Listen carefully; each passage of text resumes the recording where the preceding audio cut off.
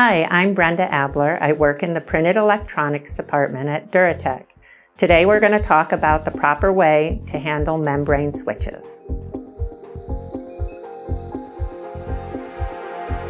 When handling membrane switches, you want to make sure that none of the electrical charges from your body enter the switch. One of the ways to do that is with a wrist strap. This will take the charges from your body to ground, protecting the LEDs and other components in the switch.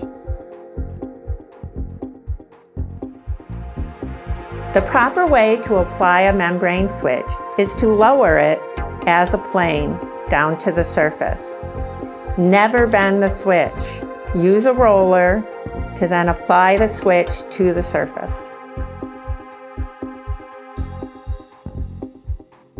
When handling a membrane switch with tactile keys, you want to only activate the key when the switch is against a firm surface.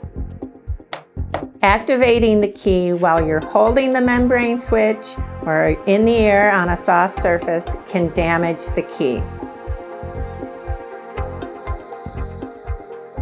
And remember, when activating the tactile keys, only use your finger.